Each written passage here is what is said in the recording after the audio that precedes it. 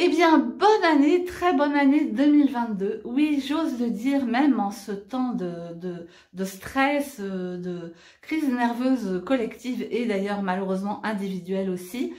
Oui, je vous souhaite tous mes meilleurs vœux de paix, de joie et d'amour.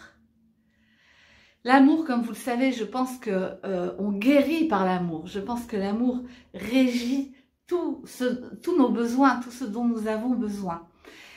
Donc je n'y renonce pas et à travers cette vidéo, j'espère que vous allez recevoir un peu d'amour à travers tous les vœux du nouvel an. Je vous invite à vous ouvrir, à ne pas vous dire tout de suite « Ah mais non, c'est pas possible » et puis on me l'a déjà dit l'année dernière, enfin certaines choses qu'on peut entendre.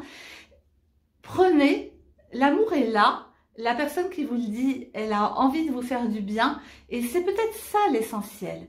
Je pense que notre problème, c'est qu'on est trop collé à notre vie matérialiste. On le voit dans la façon dont cette crise est traitée. Elle est traitée d'une manière rationnelle, comme disent les gens qui veulent croire en la science, dans ce que dit le médecin, dans ce que dit l'État, dans ce que dit le voisin. Et ça, c'est mauvais. C'est ça qui nous rend malades. C'est d'avoir perdu ou de perdre ou de donner notre pouvoir à d'autres. Bien sûr, nous sommes dans un système collectif et il ne s'agit pas de partir dans tous les sens et c'est important d'avoir une forme de contrôle en nous-mêmes et de la société. Mais trop de contrôle tue la vie. Et c'est ça que je vois aussi dans vos réponses à l'enquête que je vous ai envoyée fin 2021. C'est-à-dire que, et les hypersensibles sont très forts pour ça, se mettent en contrôle du contrôle, en surcontrôle. Pour une bonne raison, bien sûr, c'est parce qu'en fait, comme on est très blessé par ce qui peut arriver par ailleurs, les émotions sont très intenses, on va essayer de contrôler au maximum pour éviter de se prendre des coups, tout simplement. Sauf que, à un moment, ça ne fonctionne plus. C'est-à-dire ce qu'on a mis en place comme une survie, et c'est ce qu'on voit au niveau sociétal, ça reste une survie. Et ça n'est plus, ça ne permet plus la circulation de la vie. Donc je vous souhaite de tout mon cœur de l'amour, de la paix et de la joie. Et je compte vous aider en ce début d'année 2022 à prendre de la distance, à comprendre que la vie est beaucoup plus large que ce qu'on en dit, que ce qu'on en croit.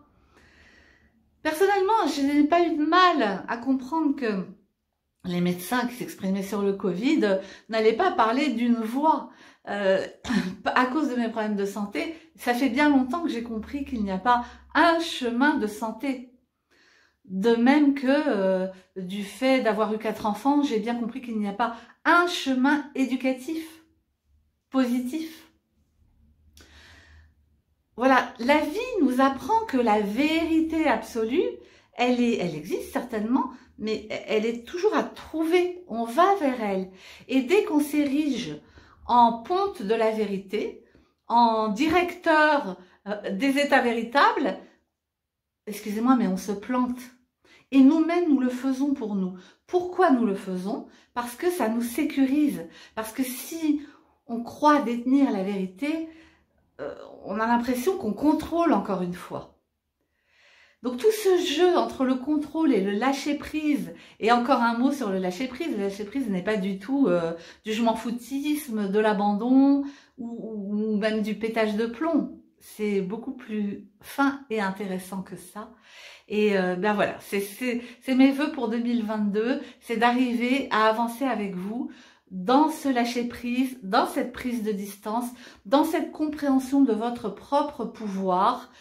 Combien de fois des humains ont pensé que ça y est, ils étaient au bord du gouffre et recherchez dans votre propre vie et des choses inattendues, surprenantes sont arrivées. Nous sommes petits dans nos compréhensions et on accuse souvent le mental, alors c'est peut-être lui. Le mental restreint beaucoup la vie, mais la vie, c'est un fleuve, c'est une mer, c'est un océan. Et voilà mes vœux pour vous, pour 2022. Allons nous baigner dans l'océan. Mes très chers amis, belle route à vous en 2022.